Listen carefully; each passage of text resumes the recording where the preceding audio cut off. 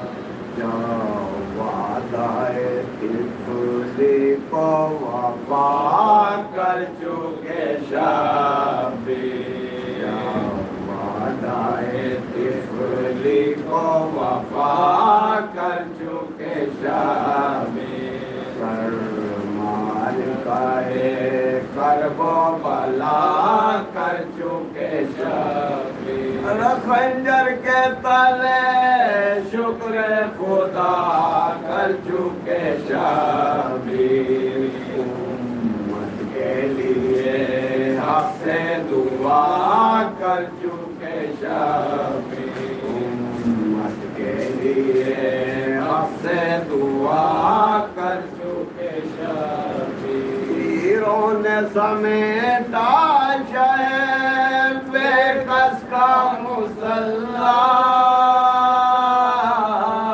دھرائی زمین کا پٹار سے مولا زمین کا پٹار سے مولا جو کام تباہی کا وہ میں نے وہ سنبھالا جلتے ہوئے خیمے سے بھتیجے کو نکالا دم توڑ گیا سامنے ہر گود کا پالا اب تک نہ پرایا دل بیتاب سے نالا اب تک نہ پرایا دل بیتاب سے نالا اعلان کن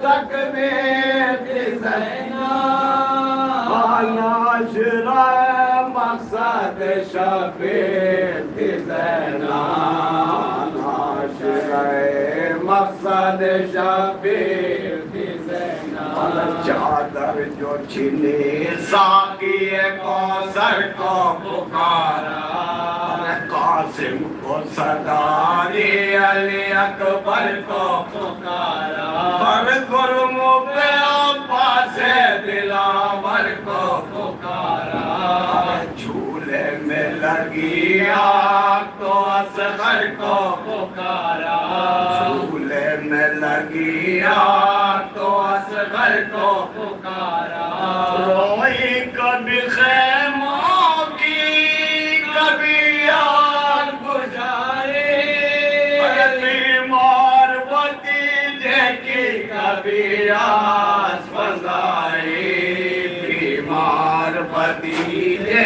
کی کبھی آس فضائی قصہ نمودار ہوئی شام غریبا تاریکیوں میں ڈوب گیا گنج شہیدہ قد جل خیمے میں حرم بیٹھے تھے گریاں سہمے ہوئے معصوم تھے زینب دی پریشان سہمے ہوئے معصوم تھے زینب دی پریشان روتی تھی کوئی بی تو دیتی تھی دلا سے چوپٹے نمازوں ابھی سوئے ہیں پیاسے چوپٹے نمازوں ابھی سوئے ہیں پیاسے اٹھی پڑے عزم سے حیدر کی دلاری ایک چوب جلی خیمے کی ہاتھوں میں اٹھا لی سنسان بیابان پہ پہلے تو نظر کی پھرنے لگی پھر خیمے کے چوگرد وہ بی بی پھرنے لگی پھر خیمے کے چوگرد وہ بی بی اللہ ہمت بڑی شان زینا ارے سوئے ہوئے بچوں کی نگہبان زینا سوئے ہوئے بچوں کی نگہبان زینا سوار ایک نظر سامنے آیا جانے لگی جانو دل فاطمہ زہرا بولے کہ خبردار وہی روک لے گھوڑا رو کے ابھی سوئے ہیں معصوم ترسدار رو کے ابھی سوئے ہیں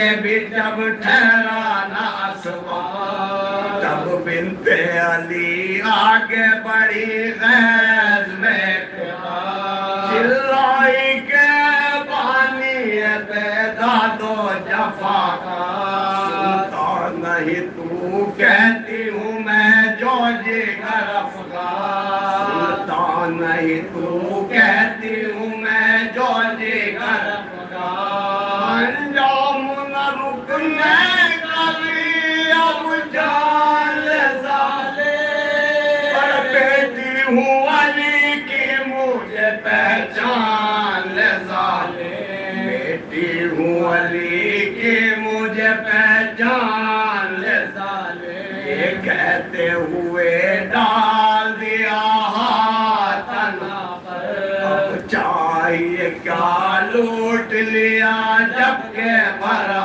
گئے مولا غریب الوطن بے قص و مجبور سمجھنا نہ مجھے پھر بھی ستم گئے مجبور سمجھنا نہ مجھے پھر بھی ستم گئے کیا خوف بسد اپنے ارادے پہ جو تو ہے ان بازوں میں فاطمہ زہرا کا لہو ہے ان بازوں میں فاطمہ زہرا کا لہو ہے آگے جو بڑھا ہوگی قیامت ابھی برپا یاد میری پہنچے گی تا عرش مولا اور سوئے نجف میں نے اگر ہاتھ اٹھایا آ جائیں گے امداد کو فوراً میرے بابا آ جائیں گے امداد کو فوراً میرے بابا سلطن پہ نہ ہوگا جو ذرات ادبی کی اور زینب ہے میرا نام نواسی ہوں نبی کی زینب ہے میرا نام نواسی ہوں نبی کی بیٹی کی بات سن کے اسوار پکارا زینب میں تیرا باپ پہچان خدارا کن آنکھوں سے دیکھوں یہ جگر سوز نظارہ وہ دکھ سہے اور مجھ کو آرام گوارا وہ دکھ سہے اور مجھ کو آرام گوارا شبر میں تیرے خیمے کا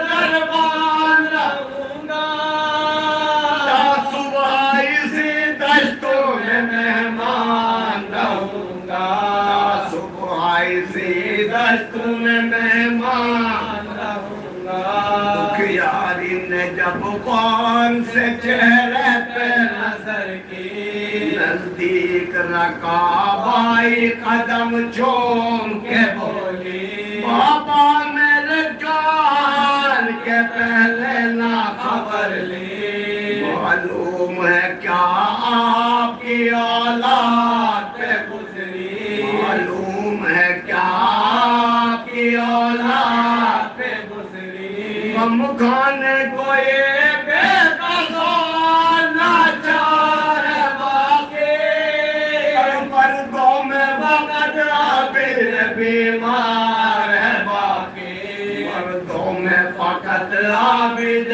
بیمار ہے باقی جب سر میرے بھائی کا کٹا کہاں تھے جب خاتم اکبر کا ہوا کہاں تھے بے شیر کے جب تیر لگا کہاں تھے جب سر پہ چینی میرے ردا کہاں تھے جب سر سے چینی میرے ردا کہاں تھے دارس کے لیے بیٹی کی اغوائے ہے بابا سارا میرا گھر لٹ گیا اب آئے ہیں بابا سارا میرا گھر لٹ گیا تب آئے ہیں بابا میں جب ہوئی آوارہ وطن آپ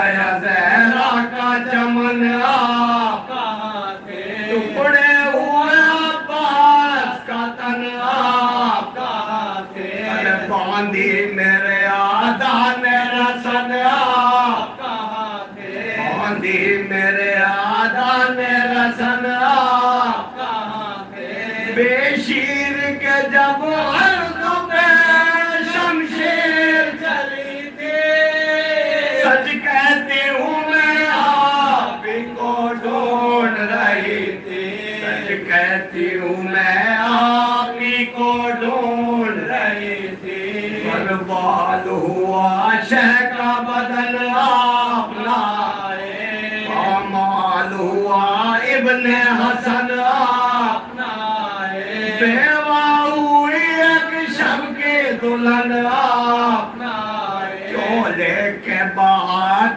کا کفن آپ نائے چولے کے 72 کا کفن آپ نائے آ جاتے تو اس طرح نہ تقدیر بدل دے یوں پیاسوں کے حلقوں پہ تلوار نہ چلتے یوں پیاسوں کے حلقوں پہ تلوار نہ چلتے زینب نے کہا ہاشمی ہے در سے یہ رو میں سائے کی مانند تیرے ساتھ تھا دل پر ہے پیش نظر ابھی قیامت کا وہ منظر جس وقت کے چینی گئی سر سے تیرے چادر میں بخشش امت کا سبب دیکھ رہا تھا خاموش کھڑا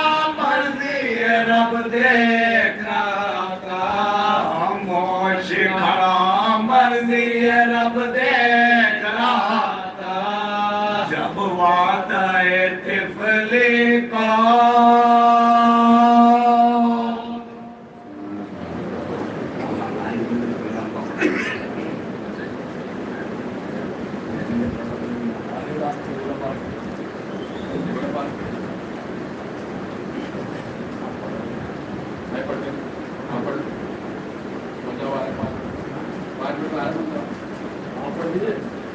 پڑھ لیں گے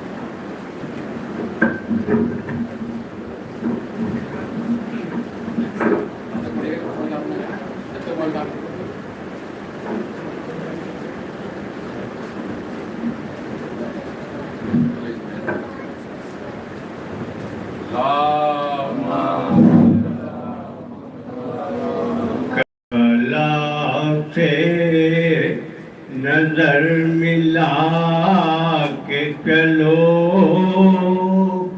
کربلا سے نظر ملا کے چلو راستہ یہی بچاؤ کا ہے راستہ یہی بچاؤ کا ہے کیسے بھولے یہ ہم غم شبیر کیسے بھولے یہ ہم غم شبیر ان سے رشتہ جو لگاؤ کا ہے ان سے رشتہ جو لگاؤ کا ہے جو دہکتا ہے میرے سینے میں جو دہکتا ہے میرے سینے میں یہ بھی شعلہ غم حسین کا ہے یہ بھی شعلہ غم حسین کا ہے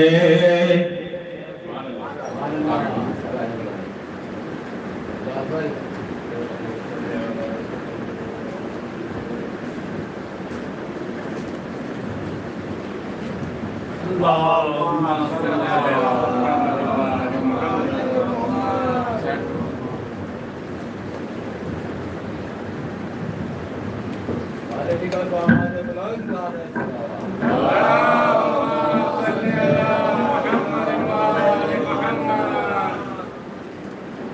فاتحة.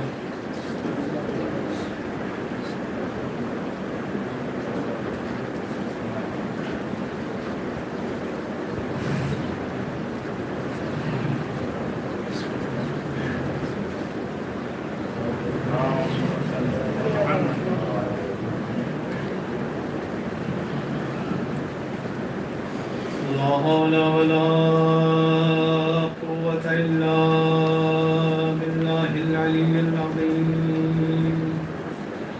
أعوذ بالله من الشيطان اللعين الرجيم. بسم الله الرحمن الرحيم.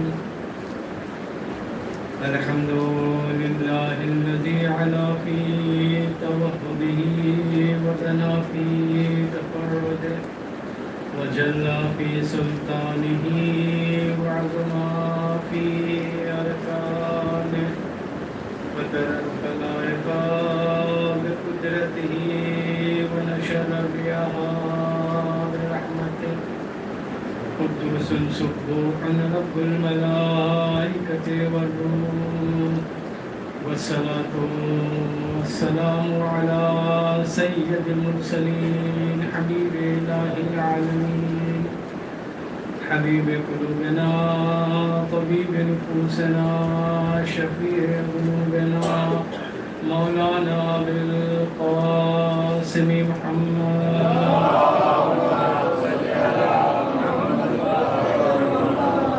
آل بيته الطيبين الطاهرين المعصومين المظلومين ولعنة الدائمة المستمر على أعدائهم أجمعين من الآن إلى قيام يوم الدين. أما بعد فقد قال الله سبحانه وتعالى بسم الله الرحمن الرحيم ولا تحسبن الذين قتلوا في سبيل الله أمواتا بل أحياء عند ربهم يرزقون. سلام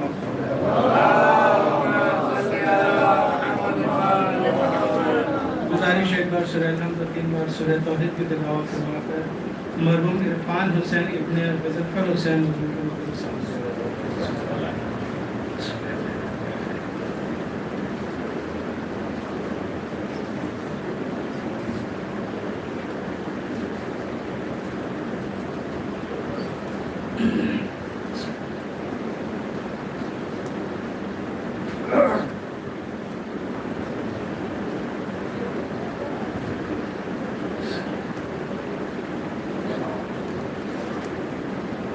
سلامات پہلو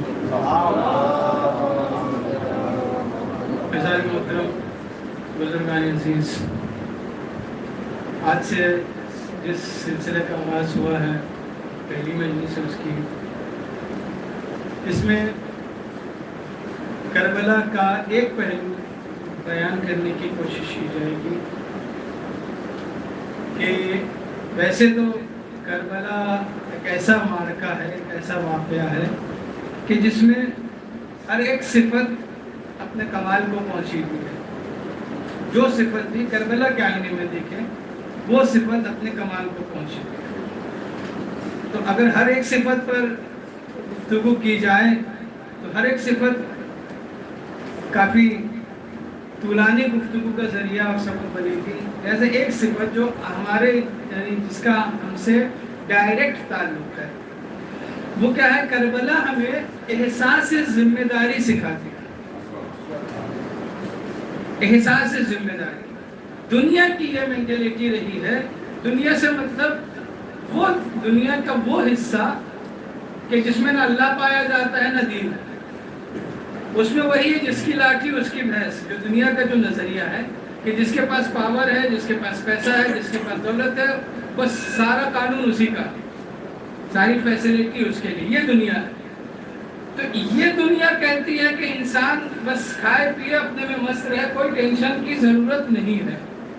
لیکن اسلام یہ کہتا ہے کہ انسان چاہے جس عالم میں بھی ہو اسے ذمہ دار ہونا چاہیے، اور جب یہی انسان ذمہ دار ہوگا اور ذمہ داری کو ادا کرے گا تو جب ذمہ داری اپنے کمال کو پہنچے گی تو کربلا ہوگی. یہی ذمہ داری، اور یہی ذمہ داری معاشرے کی سب سے اہم ضرورت ہے. دنیا والے یہ چاہتے ہیں کہ آپ سے احساس ذمہ داری کو ختم کر دیں، اب اس کے بعد نہ کوئی بولے گا، نہ کوئی ٹوکے گا، نہ کسی سے کوئی مطلب ہے، کچھ نہیں، سماج ختم ہو جائے گا. لیکن کربلا کا درس یہ ہے کہ تم اگر اکیلے بھی رہو اور مقابل میں یزید ہی کیوں نہ ہو تو چپ نہ رہنا، تم بولنا.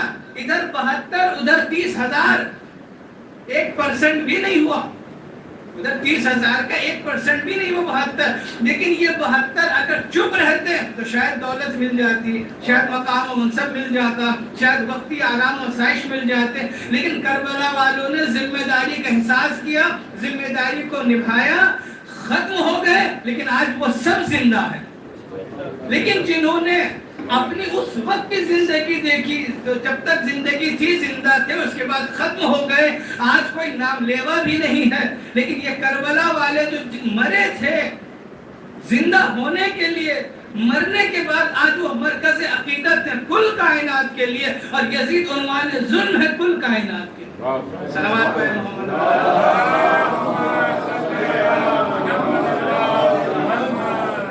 ایک مزاج پایا جاتا ہے، ہم سے کیا مطلب، تم سے کیا مطلب، ہوتا ہے سمجھ. پہلے یہ ہوتا تھا کہ معاشرے کا ہر بزرگ اپنا بڑا ہے، تو ہوتا یہ تھا کہ اگر کوئی بھی لڑکا کوئی غلطی کر رہا ہے یا کوئی غلطی ہو گئی تو ہر بزرگ کو حق ہوتا تھا کہ وہ سمجھائیں اور ڈانٹیں. اور اگر وہ لڑکا شکایت لے کے گھر جاتا تھا، والد، دادا یا چچا یا ماں پھوپھی وغیرہ کہتی تھی ضرور تم نے کچھ کیا ہوگا، تبھی تو انہوں نے ڈانٹا. بڑے ہیں اگر ڈانٹ بھی دیے تو کوئی بات نہیں، تمہارے بھلے کے لیے ڈانٹے. پہلے یہ سکھایا جاتا ہے کیونکہ اسلام یہی کہتا ہے. اب ان کی ہمت کیسے میرے بیٹے کو ڈانٹ رہے ہیں، تو اس سے کیا ہوا، ڈانٹنا کم ہو گیا، جرأت بڑھ گئی. جب جرأت بڑھی سماج مر گیا. اب نہ کوئی بولتا ہے نہ ٹوکتا ہے. اسلام نے کہا امر بالمعروف کرو یعنی بولو، نہیں انل منکر کرو یعنی ٹوکو. اب نہ کوئی بولتا ہے نہ ٹوکتا ہے. حسین اسی لیے کھڑے ہوئے تھے، اريد ان امر بالمعروف وانهى عن المنکر، میں امر بالمعروف کے لیے نکل رہا ہوں اور نہی عن المنکر کے لیے نکل رہا ہوں. تو کربلا کی بنیاد یہی ہے کہ اچھائی پر بلاتے رہیں گے، برائی سے ٹوکتے رہیں گے. صلوات پڑھیں محمد.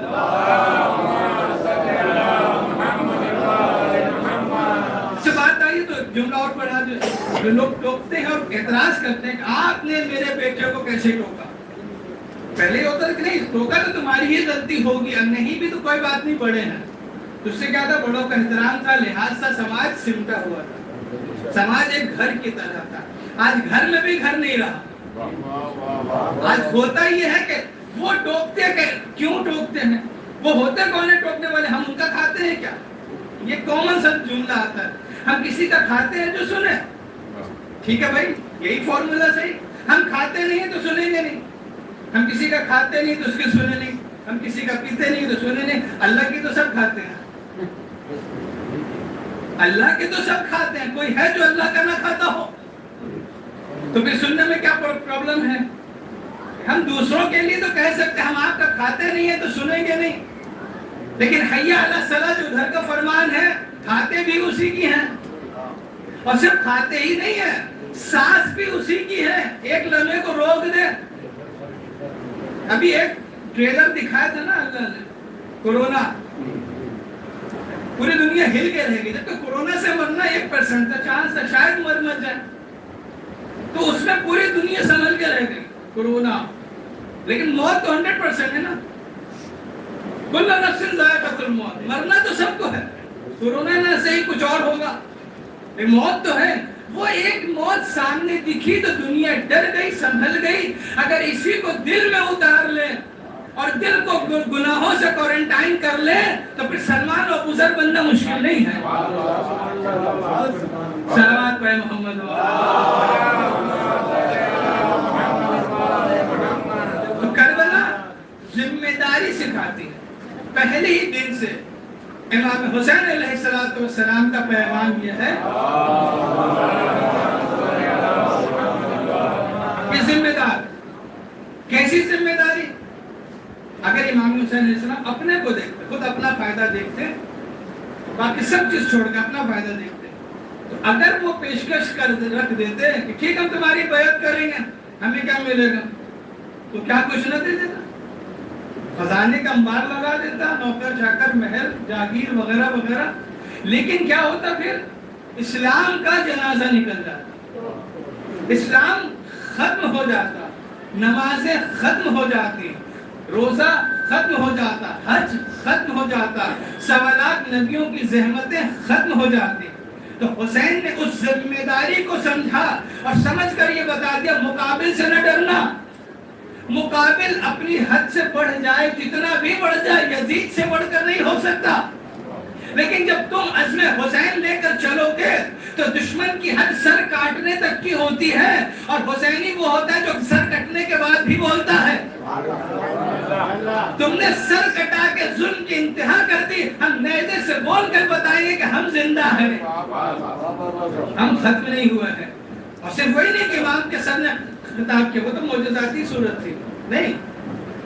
اس کے بعد وہ تحریک جو چلی ہے، کربلا کی تحریک جو چلی ہے، وہ تحریک اتنی عام ہوئی، اتنی پھیلی، اتنا اس کو بڑھاوا ملا، اس لیے کہ وہ حق تھا نا، اور حق کبھی دبتا نہیں ہے. لاکھ بدلی آ جائے سورج کو کوئی فرق نہیں پڑتا، سورج ضرور ایک دن بدلی کو پھاڑ کر نکلتا ہے.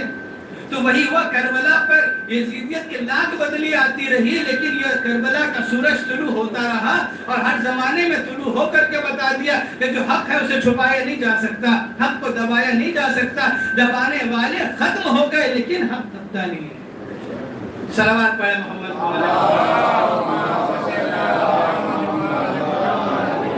آج بھی بہت سے لوگ نئے نئے نظریے پیش کرتے ہیں کربلا کے عنوان سے کہ بھئی وہ تو جنگ تھی اور ختم ہو گئی بات، اور معذرت امام حسین کو تو شکست ہو گئی کیونکہ ظاہری طور پر شہید ہو گئے، ختم ہو گئی بات. لیکن اصل کیا تھا؟ کیا امام کو جان بچانا تھا؟ اگر مقصد جان بچانا ہوتا تو جان نہیں بچا سکے تو ہار گئے. لیکن امام حسین کو جان تو نہیں بچانا تھا، امام حسین کو اسلام بچانا تھا. اب دیکھیے کہ اگر دنیا میں یزیدیت کا راج ہے تو کربلا میں فتح یزید کی ہوئی، لیکن اگر دنیا میں کروڑوں مسجدوں سے اللہ اکبر کی صدا بلند ہو رہی ہے تو پھر حسین جیت گئے، حسین کامیاب ہو گئے. اور اگر آج انسانیت عام ہے تو حسین جیت گئے. ہاں یہ ویسے وہ ایک مثال دے دو اپنے بھائیوں کے لیے، ایک بار صلوات پڑھیں محمد. فیصلہ نتیجے پر ہوتا ہے نا، نتیجہ کیا نکلا، اس مارکے کا نتیجہ کیا نکلا. اگر نتیجہ اسلام کے خلاف جاتا تو پھر شکست امام حسین کی تھی، لیکن اگر اسلام کے حق میں آیا تو پھر امام حسین کامیاب ہے. ایک کسان تھا، کھیت میں گیا، کھیت کی زمین پلین تھی بالکل میدان کی طرح، اس نے زمین میں ہل چلایا، ظاہری صورت خراب ہوئی زمین کی، تک تو پلین تھی، اب ظاہری صورت ہل چلنے کے بعد خراب ہو گئی. اس کے بعد اس نے کئی 100 روپے کے کئی 1000 روپے کے بیج خریدے، اسے لا کے زمین میں اس کو ڈال دیا. تو وہ 1000 5000 10000 جتنے کے بھی بیج لایا تھا، پیسے لگے، لا کے اس نے مٹی میں ملا دیا، ظاہری طور پر بیج بھی ختم ہو گیا، اب دکھ نہیں رہا بیج. ایک بورا بیج تھا، اب وہ بیج نہیں دکھ رہا ہے. پھر اس نے پانی کا انتظام کیا، پانی بھی ڈالتا گیا، زمین میں سوکھتا گیا، ڈالتا گیا، سوکھتا گیا، ڈالتا گیا، سوکھتا گیا. یہ کیا بھائی پانی بھی برباد کر دے؟ تو وہ زمین خراب ہوئی، محنت لگی، ہزاروں کے بیج برباد ہوئے، ہزاروں کا پانی برباد ہوا. اسے کبھی رک جاؤ، یہ کیا تم نے؟ اتنی محنت کی، گرمی میں تم نے دن بھر زمین کو خراب کیا، بیج لائے ہزاروں روپے کا، وہ برباد ہوا، پانی ہزاروں کا برباد. رک جاؤ تھوڑے دن. اب جب تھوڑے دن کے بعد جب فصل نکلی اور پورا کھیت جب لہلہانے لگا تو کہا اب بتاؤ میری محنت برباد ہوئی یا کامیاب؟ وہ انویسٹمنٹ تھا، وہ قربانی تھی. جب وہ قربانی اپنی جگہ پر ہو گئی تو نتیجہ فضل کی صورت میں نکلا. اب پوری دنیا کہے گی کہ نہیں بہت اچھا کام کیا, بہت بہترین کام کیا, بہت اچھا کام کیا. اب اس فضل سے جو اناج تیار ہوا یہ سب کو ملا, چہرہ دیکھ کے نہیں ملتا ہے. مومن بھی کھاتا ہے, غیر مومن بھی کھاتا ہے, مسلمان بھی کھاتا ہے, غیر مسلم بھی کھاتا ہے, اچھا بھی کھاتا ہے, برا بھی کھاتا ہے. بس کربلا میں یہی ہوا, حسین نے قربانی دی, ظاہری طور پر تو مٹی میں دب گئی, لیکن جب زینب و سید سجاد نے اس کو نکالا تو پوری دنیا میں حسینیت لہلہانے لگی اور اتنی عام ہو گئی کہ ہندو بھی کہے حسین میرا ہے, مسلمان بھی کہے حسین میرا ہے, ہر مظلوم کہے حسین میرا ہے, ہر ذات کا کہے حسین میرا ہے, ہر قوم کا کہے حسین میرا ہے, ہر خطہ ارض کا کہے حسین میرا ہے. تو اب کربلا میں قربانی تھی, شکست نہیں تھی. شکست نتیجہ ہوتا ہے ہار کا, لیکن قربانی نتیجہ ہوتا ہے کامیابی کا. اور ایسی کامیابی ہو گئی کہ پوری دنیا تا قیامت اب حسین عظمت کا معیار, حسین مظلوموں کا سردار کا نام, حسین عظمت کے معیار کا نام, حسین سید الشہداء, حسین بہترین رہنما, حسین سے دوسرے لوگ عزم لیتے ہیں, حسین مظلوموں کے آئیڈیل ہیں, حسین امن پسندوں کے آئیڈیل ہیں, حسین حق پرستوں کا رہنما ہے. اتنا کچھ حسین کو ملا اور یزید کے حصے میں ظلم آیا. اب دنیا میں کہیں بھی ظلم ہو, ظالم کوئی بھی ہوتا ہے, نام یزید ہی ہوتا ہے. صلوات پڑھیں محمد. یہاں نہ جان بچانا مقصد تھا, نہ یزید کی جان لینا مقصد تھا. امام کو یزید کی جان لینا بھی مقصد نہیں تھا. اگر مولا کا ارادہ ذرا سا بھی ہوتا کہ یزید کو مار دے تو کیا مشکل تھا؟ کیا مشکل تھا مارنا؟ اگر چاہتے میدان جنگ کے ذریعے سے معاملہ حل کرتے تو مدینے کو قبضہ کرنے میں شاید 10 منٹ لگتا. دارالعمارہ تک عباس پہنچ چکے تھے, تلوار تک ہاتھ پہنچ چکا تھا, 2 منٹ کی بات ہوتی, صرف تلوار نکالتے مدینہ آ جاتا. جب مدینہ آ جاتا تو 1 ہفتے کے اندر آدھی اسلامی حکومت پہ حسین کا قبضہ ہوتا. پھر دمشق پہنچتے یزید کا کام تمام, حکومت مل جاتی ہے. لیکن سارے ہمدردان یزید لکھ دیتے کہ یزید بیچارہ کمزور پڑ گیا, حسین طاقتور سے تو قبضہ کر لیا. یہی ہوتا. نہ اس کا باطل ہونا سامنے آتا, نہ ان کی حقانیت واضح ہوتی. وہ کہتے کہ یہ تو کمزور پڑ گیا, اس کو ٹھیک سے پولیٹکس آتی تھی, نہ طاقتور تھا, جوان تھا, شعور نہیں تھا, تجربہ نہیں تھا, تو شکست کھا گیا. وہ ماہر تھے, ایکسپرٹ تھے, طاقتور تھے, وہ جیت گئے. تو نہ اس کا فسق و فجور سامنے آتا, نہ ان کی حقانیت واضح ہوتی, نہ ان کا آدم سے لے کر ختم الرسل تک کا وارث ہونا سامنے آتا, نہ اس کا ابلیس سے لے کر ابو جہل تک کا وارث ہونا سامنے آتا. تو نہ یہ کردار سمجھ میں آتا, نہ وہ سمجھ میں آتا. یہ سیاسی جنگ ہوتی, جس کا پلہ بھاری تھا وہ جیت گیا. لیکن اس یزید کو چھوڑ دیا کہ اس کو ماریں گے نہیں, اس کو زندہ رکھ کر کے یزیدیت کو موت دیں گے, اور ایسی موت دیں گے کہ اب کوئی بھی جتنا بھی بڑا ظالم ہو خود کو یزید نہیں کہلائے گا, لیکن حسین کہلانا اور حسینیت سے وابستہ ہونا لوگ اپنا فخر سمجھیں گے. بس یہی ہے کربلا کی تحریک. صلوات پہ محمد.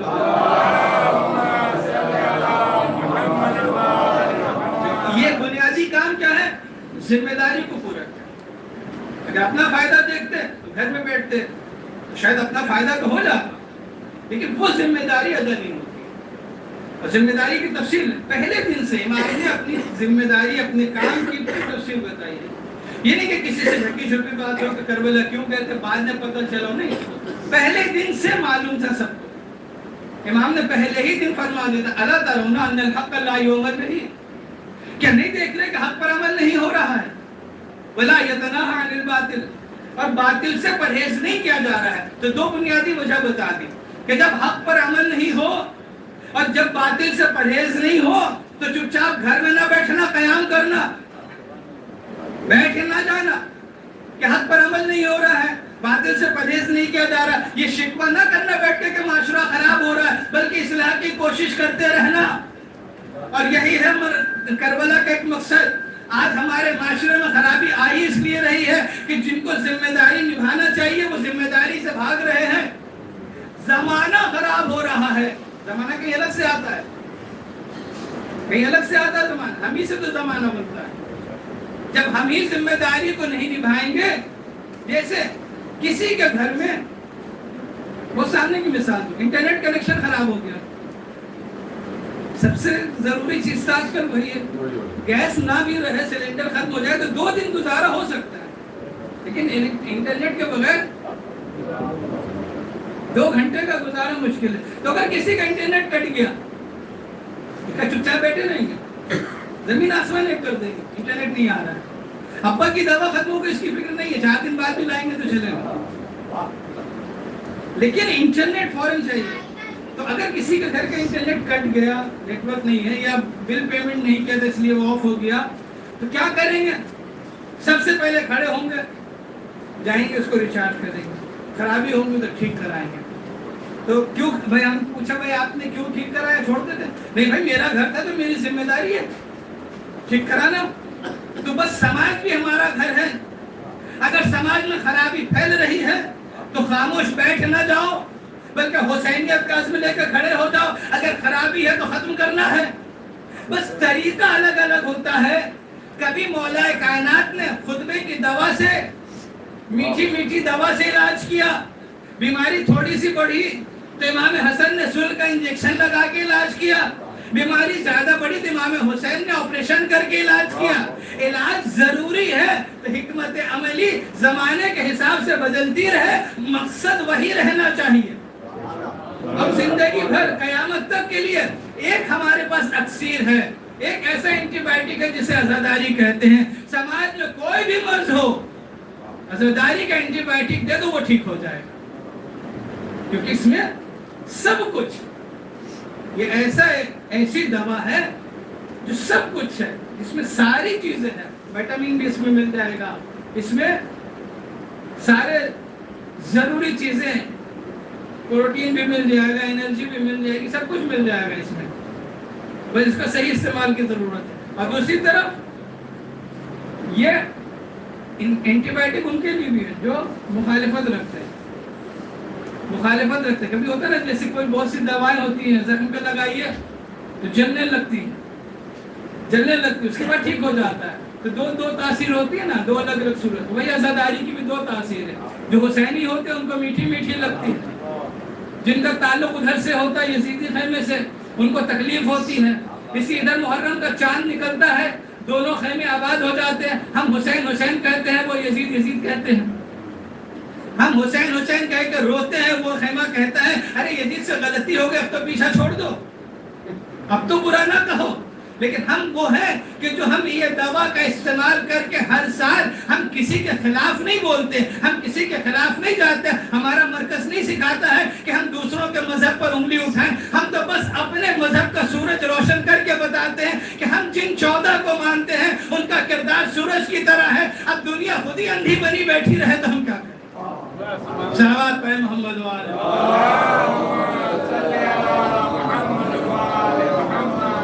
کیونکہ دوسروں کو سنانے سے زیادہ اپنے جوانوں کو سنانا ضروری ہے. کہ محرم آیا کر کے گزر جائے یہ کافی نہیں ہے, بلکہ محرم سے ہم کچھ لے کے جائیں. تو اس محرم سے, اس خمسے سے خاص کر آپ احساس ذمہ داری لے کر جائیں. کربلا یعنی احساس ذمہ داری. اور حسین نے اسی لیے ہر عمر کے سپاہی رکھے تاکہ کوئی یہ نہ کہے کہ جب 70 سال کے ہوں گے تو ذمہ داری پوری کریں گے. کیونکہ کربلا میں حبیب کیسے 70 سال کے تھے, مسلم جیسے 80-90 سال کے تھے نہیں, 18 سال کے علی اکبر بھی تھے, 13 سال کے قاسم بھی تھے, 34 سال کے عباس بھی تھے.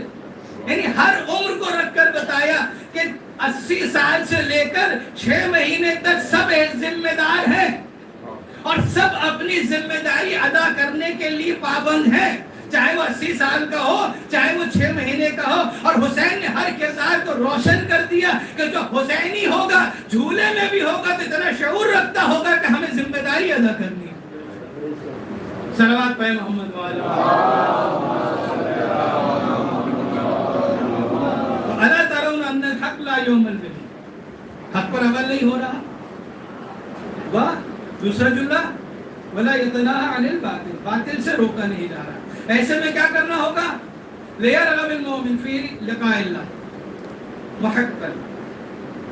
ایسے میں جب یہ ہو، حق پر عمل نہیں ہو، باطل سے پرہیز نہیں ہو، کوئی کسی کو بولے نہیں، کوئی کسی کو ٹوکے نہیں، ایسے میں مومن کو یہ چاہیے وہ تیار ہو جائے خدا کی بارگاہ میں جانے کے لیے، نہیں مرنے کے لیے تیار ہو جائے، وہ اس کے لیے زیادہ بہتر ہے. پھر اگلا فرماتے جملہ کہ ایسے حالات میں میں مر جانے کو سعادت سمجھتا ہوں.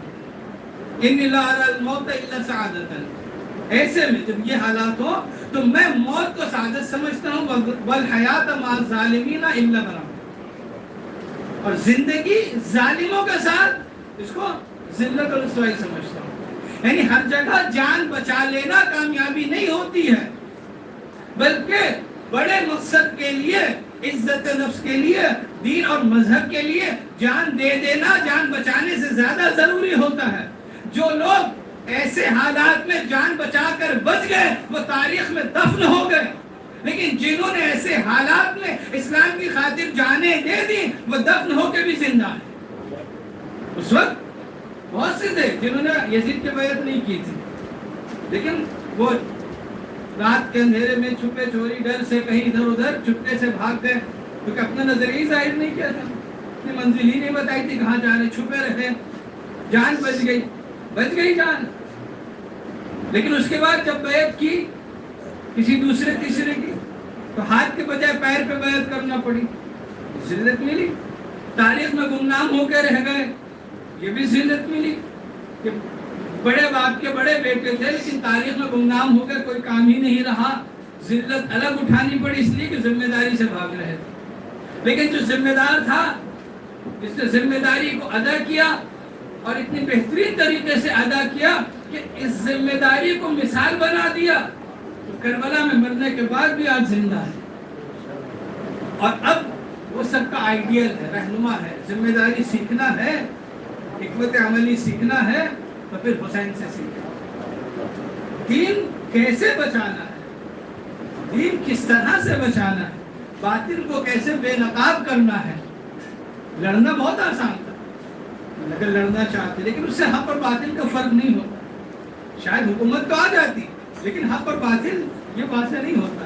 حق کو بتانا تھا، حق کیا ہے. حق محتاج نہیں ہے حکومت کا، حق کو حکومت کی ضرورت نہیں پڑتی ہے، نہ الہی رہنماؤں کو حکومت کی ضرورت پڑتی ہے. ہم نے کبھی نہیں دیکھا کہ ہمارا کوئی امام کسی حکومت کے پاس گیا ہو، لیکن یہ بہت دیکھا تاریخ میں کہ حکومتیں در امام پر آئی ہیں اور بار بار آئی ہیں، ہر بار آئی ہیں اور ہر بار آ کر کے شکریہ ادا کیا ہے کہ انہوں نے بچا لیا. تو ہم نے تو یہ دیکھا کہ امامت حکومت کی محتاج نہیں ہے، حکومت بھلے ہی امامت کی محتاج ہے. تو اب ہم حکومت کی طرف جائیں کیوں، ہم امام کا دامن تھام لیں. یہاں تو بڑے بڑے تاج جھکتے نظر آئے ہیں. کیوں؟ اس لیے کہ امامت ایسا ہوتا ہے نہ جو کوئی دے سکتا ہے نہ کوئی لے سکتا ہے. تاج جس کی طاقت اس کا تاج ہوگا، جس کی فوج اس کا تاج ہوگا، لیکن امامت کردار پر ہے، اللہ کا دیا ہے. اللہ جسے چاہتا ہے اسے امام بناتا ہے. تو جب اللہ کا نمائندہ ہے امام تو پھر ہم امام کو چھوڑ کر کسی اور در پر جائیں. صلوات پڑھیں محمد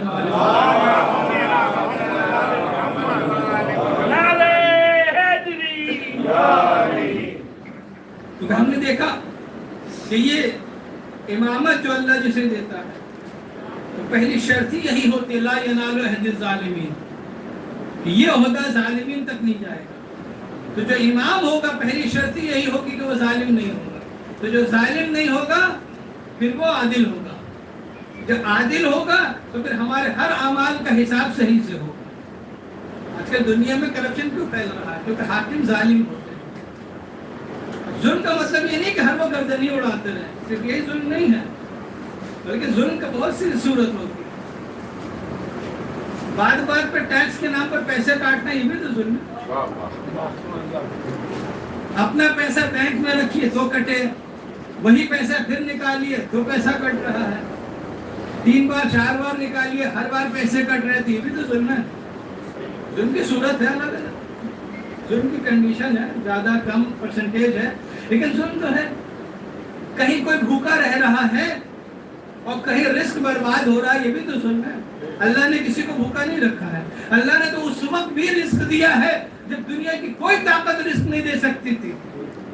جب بچہ شکم مادر میں ہوتا کوئی طاقت رزق نہیں دے سکتی ہے سوائے اس وحدہ لا شریک کے. تو جب وہ ماں کے شکم کی اس تاریک اور اندھیری جگہ میں اپنی مخلوق کو بغیر رزق کے نہیں رکھتا تو دنیا میں کیسے بغیر رزق رکھے؟ تب اگر اس کا رزق کہیں رک رہا ہے اور وہ رات کو بھوکا سو رہا ہے تو جہاں جہاں رزق رکا سب ذمہ دار، سب ظالم.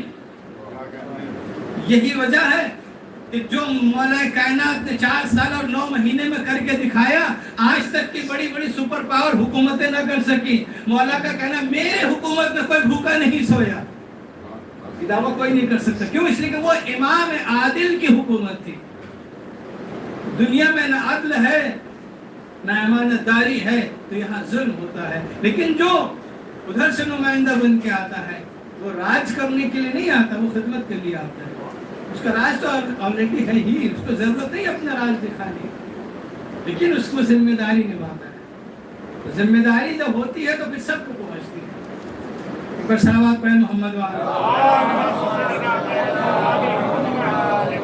اس کی بات آئی ہے تو ایک چھوٹا سا واقعہ عرض کر دوں. مولا کائنات انگلی کا اشارہ کر رہے ہیں، ہاتھ گھما رہے ہیں ایک جگہ کھڑے ہو کر مدینے سے باہر. تو کچھ لوگ پہنچے، مولا یہ کیا کر رہے ہیں؟ یہ چاہنے والے تھے. مولا نے کہا میں رزق تقسیم کر رہا ہوں. خوش ہو گئے، چہرے کھل گئے، چلے گئے. آگے وہ لوگ دوسرے لوگوں سے کہہ رہے کہ مولا کا صبح دیکھا ہاتھ کے اشارے سے ہاتھ انگلی گھما رہے تھے. پوچھا تو مولا نے کہا میں رزق تقسیم کر رہا ہوں کائنات. تو جو دوسرے چاہنے والے تھے سلمان و ابو ذر جیسے خوش ہو کر، لیکن کچھ ایسے بھی تھے ابو جہل والے، تو ان کو الجھن ہونے لگی یہ کیسے ہو سکتا ہے. یہ بھی پہنچے اگلے دن، دیکھا صحیح میں وہی ہو رہا ہے. ابو حسن یہ کیا کر رہے ہیں؟ رزق تقسیم کر رہا ہوں کائنات میں. بات ان کو ہضم ہی نہیں ہوئی، یہ کیسے ہو سکتا ہے. کیونکہ دیکھیے بات وہ ہے کہ نیک نے نیک جانا، بد نے بد جانا. مجھے اپنے اپنے آئینے میں سب نے پہچانا، جو جیسا تھا اسی حساب سے اس نے سمجھا. یہ سمجھتے تھے کہ امام کہتے کس سے ہیں، یہ مان گئے. وہ ایسے تھے کہ رسالت ہی نہیں سمجھ میں آئی تھی تو امامت کیا سمجھ میں آتی. پچھلی سمجھ میں نہیں آیا. اگلے دن آئے امتحان لینے کے آئے، دیکھا ویسے ہی مشغول ہے. کیا کر رہے؟ رزق بانٹ رہے ہیں. سب کو دے دیا. کہاں دے دیا؟ تو کوئی رہا تو نہیں، سب کو دے دیا. یعنی پھر بھی کوئی شاید رہ گیا ہو. کہا سب کو دے دیا. کہ نہیں دیکھ لیجئے ایک بار، شاید کوئی رہ گیا ہو. کہ تیری جیب میں جو ڈبیا ہے اس میں جو چیٹی ہے اس کو بھی رزق مل گیا. اب گھبرا کے ڈھونڈنے لگے. اب یہ بھول گئے کہ کون سی جیب میں رکھا تھا. ساری جیبیں تلاش کر لی. اب جو نکلی دیکھا صحیح میں اس کے منہ میں دانا. کہ آپ کو کیسے معلوم؟ کہ جو رزق کی ذمہ داری لیتا ہے ایڈریس بھی پتا ہوتا ہے. صلوات پہ محمد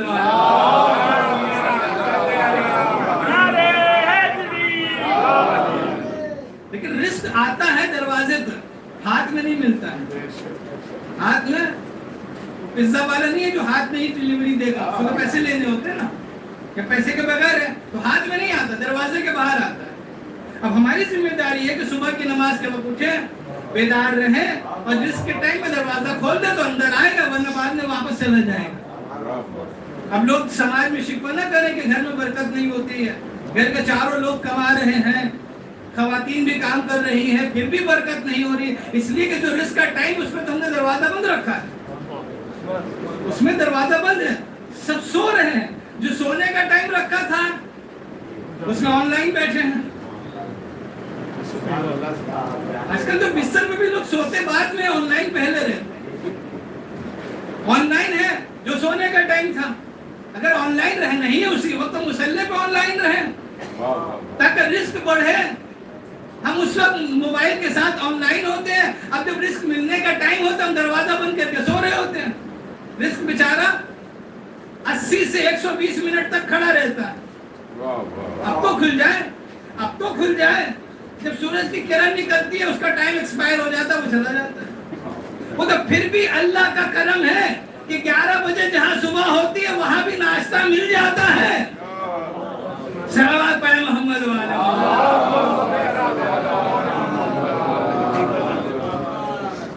رزق کا ٹائم ہے, رزق جس ٹائم پر ہے اس ٹائم ملے گا. ہمارا کام کیا, اپنا ہم ذمہ ادا کریں, ادھر سے جو ہے وہ پورا مل رہا ہے.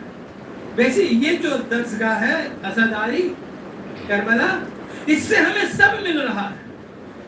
کردار مل رہا ہے, دینداری مل رہی ہے, خدا شناسی مل رہی ہے, شعور کی بلندی مل رہی ہے, سب کچھ مل رہا ہے. بس ہم نے ہی صرف تبرک والا دروازہ کھلا رکھا, باقی سب بند کر دیا.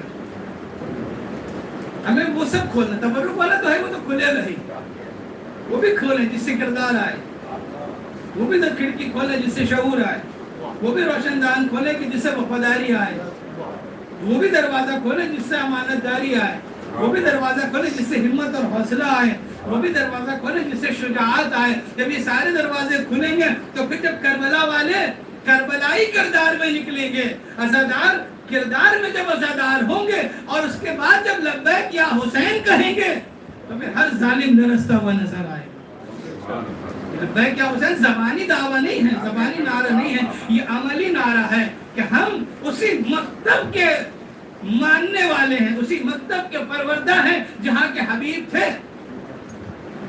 حبیب کی بہت سی صفت ہے. ایک صفت کیا پتہ ہے, جو خط مشہور ہے نا, خط کا تذکرہ سب لوگ کرتے, جانتے ہیں, سب جانتے ہیں, لیکن اس میں نقطہ دیکھیے. امام نے کیا کہا تھا, حبیب میں دشمنوں میں گھرا ہوں. حبیب فوراً آ گئے, دشمنوں میں گھرا مطلب کہ موت یقینی ہے. یعنی دوست ہوتا ایسا کہ جس کو مرنے کے لیے بلایا جا سکے اور وہ بلا جھجک مرنے کے لیے آ جائے, یہ ہے دوستی. ورنہ آج کل تو لوگ دوستی میں تو پیسے تک نہیں دے قربان کرتے, جان کیا قربان کریں. ویسا دوست ہے کہ بلایا اور آ گئے. یہ ہے کربلا کا کردار, یہ ہے کربلا کا کمال.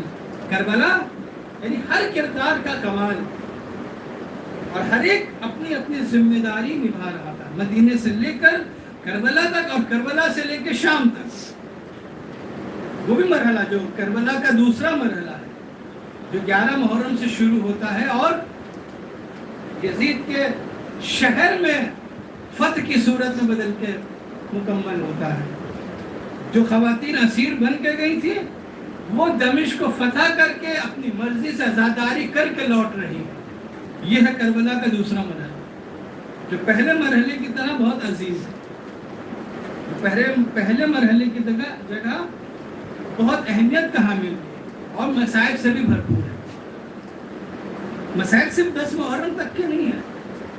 10 محرم تک تو ایک مرحلہ تھا, 11 سے یہ دوسرا مرحلہ. یہ مرحلہ پہلے والے سے زیادہ مصیبت والا ہے.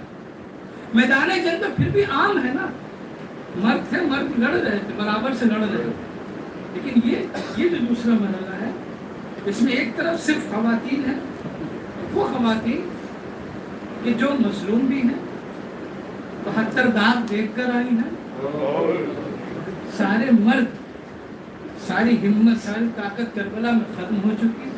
اسیر ہیں, قیدی ہیں, بھوکی ہیں, پیاسی ہیں, بسن بستہ ہے, سروں پہ چادر بھی نہیں ہے. یعنی تمام کی تمام کمزوری موجود ہے, لیکن اس کے بعد عزم وہی ہے جو کربلا میں حسین کا.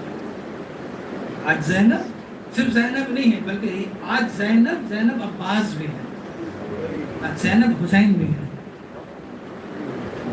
اور اس مرحلے کو زینب کو سر کرنا ہے, فتح میں بدلنا ہے. اور ساتھ میں سید سجاد ہے. کون ہے؟ ظاہری طور پر بیمار ہیں لیکن امام وقت ہے. امام وقت ہے, اور امام وقت ہے تو پھر امامت کی تمام ذمہ داری اسی زنجیر کے عالم میں اٹھانی ہے.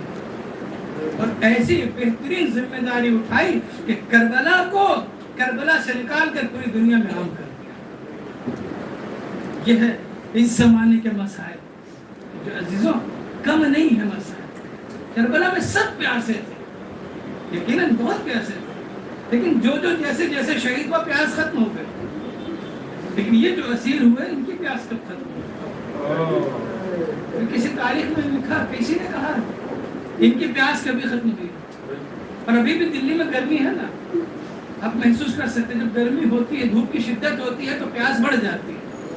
آپ گھر میں بیٹھے رہے تو شاید پیاس اتنی نہ لگے، لیکن اگر آپ 4 گھنٹہ اگر ابھی آپ اسی اوکھلا کے آس پاس کا چکر لگا لیں دھوپ میں تو پھر پیاس کی شدت کیا ہوتی ہے. حلق تو سوکھتا ہی ہے نا، کوٹ بھی سوکھ جاتا ہے، منہ کے اندر کی تری بھی ختم ہو جاتی ہے. یعنی آپ 4 گھنٹے اپنی مرضی سے گھوم کے آئے، پیاس کی شدت ہوتی ہے. جو قافلہ مسلسل چل رہا ہو اور صحرا، ننگے پاؤں، گرمی اور عرب کی گرمی، کھلا علاقہ، دھوپ کی شدت. اور آپ کو پتا ہے جب دھوپ کی شدت ہوتی ہے نا، کسی چیز پر بہت دیر تک دھوپ پڑتی ہے نا تو سب چیز گرم ہو جاتی ہے. اور لوہا سب سے زیادہ گرم ہوتا ہے. لوہا سب سے زیادہ گرم ہوتا ہے. اور جب لوہا گرم ہوتا ہے تو صرف خود گرم نہیں ہوتا بلکہ اس سے جو چیز ٹچ ہوتی ہے اس کو بھی جلا دیتا ہے. اور اگر یہی لوہا توق کی صورت میں گردن میں ہو، یہی لوہا ہتھ کڑی کی صورت میں ہاتھ میں ہو، بیڑی کی صورت میں پیر میں ہو، لنگر کی صورت میں کمر میں ہو، اور مسلسل دن کی 14 گھنٹے کی جب دھوپ پڑ رہی ہوگی ان زنجیروں کی کیا حالت ہوئی ہوگی. ایک تو سید سجاد کی یہ تکلیف کہ زنجیروں میں جکڑے ہیں، اور دوسری تکلیف یہ کہ دھوپ کی شدت سے یہ زنجیریں انگارہ ہو رہی ہیں. کیسی تکلیف ہوئی ہو. ایک جگہ بہت گرمی تھی، اتنی گرمی تھی کہ یزیدی فوج جو کھا پی رہے تھے وہ بے حال ہو گئے. انہوں نے قافلہ روکا، اور یہ ظالم کیا کرتے تھے کہ جہاں بھی آرام کے لیے رکتے تھے اہل حرم کو دھوپ میں چھوڑ دیتے تھے، خود سائے میں چلے جاتے تھے. تو اس دن بھی یہی کیا ان لوگوں نے کہ سب کو دھوپ میں چھوڑ دیا، خود سب سائے میں چلے گئے. اہل حرم بیویاں بیچ میں ہیں. چوتھے امام نے زنجیروں کو سنبھالا، سائے کی تلاش کی، کہیں سایہ نہیں ملا. دیکھا ایک اونٹ کھڑا ہوا ہے، اس کے سائے میں آ کے بیٹھنا ہی چاہتے تھے. ادھر شمر تازیانہ لے کر بڑھا اور مارنا چاہتا ہے. زینب نے دیکھ لیا، روکتی ہے، اے شمر رک جا، تو یہ کیا ظلم کر رہا ہے. شمر رکا، زینب آئے کہ کیا بات ہے، کیسے یہاں سے ہٹاؤ، سائے میں کیوں بیٹھا ہے. جناب زینب نے شمر کو روکا، پوچھتی بیٹا میرے لال تم یہاں آ کر کیوں بیٹھ گئے. سیدھے سجاد نے قیامت کا جملہ کہا، اے پھوپھی اماں، دھوپ کی شدت سے میری ہتھکڑیاں جل رہی ہیں، اب مجھ سے برداشت نہیں ہو رہا. زنجیریں اتنی گرم ہو گئی ہے، میرا پورا بدن جل رہا ہے، مجھ سے برداشت نہیں ہو رہا. اس لیے میں اٹھ کے سائے میں آ کے بیٹھنا چاہ رہا تھا کہ شاید میری ہتھکڑیوں کو، زنجیروں کو کچھ آرام ہو جائے، کچھ ٹھنڈی ہو جائے، مجھے سکون ملے. سید سجاد کا ہاتھ پکڑا زینب نے، میرا لال میرے ساتھ چلو. جہاں بیویاں تھی وہاں لے جا کر بٹھایا، بیویوں کو بلایا، اے بیویاں آؤ ہم اپنے بیٹے پر سایہ کر لیں، شاید دھوپ کی تمازت کم ہو جائے، زنجیروں کی تپش کم ہو جائے. آئے میرا مولا سید سجاد کتنے مصائب برداشت کرتا ہوا کربلا سے کوفہ و شام.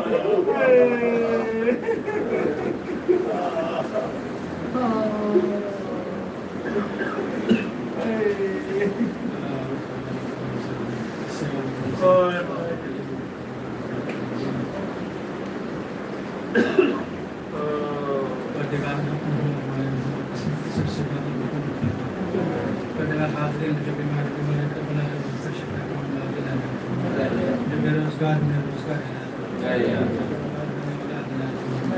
جو صاحبان روزگار کی تو روزگار میں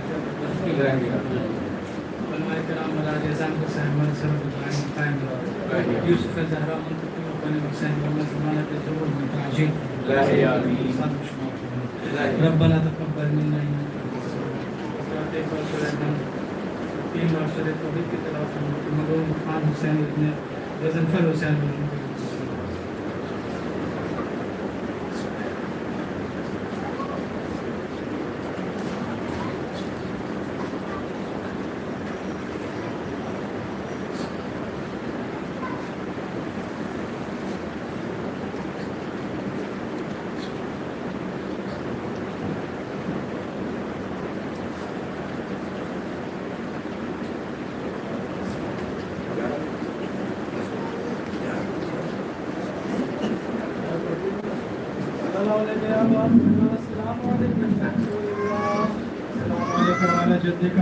السلام علیکم وعلیکم وعلیکم السلام عليك يا أبا الفضل العباس يا ابن أمير المؤمنين ورحمة الله وبركاته.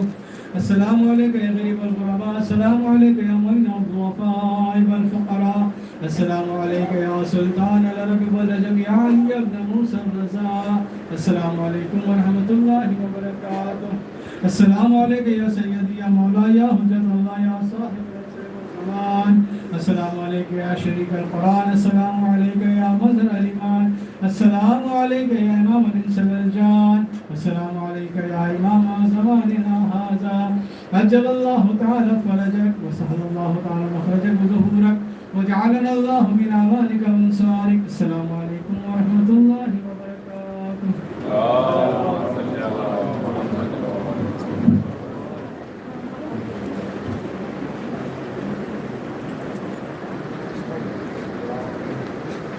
Thank you.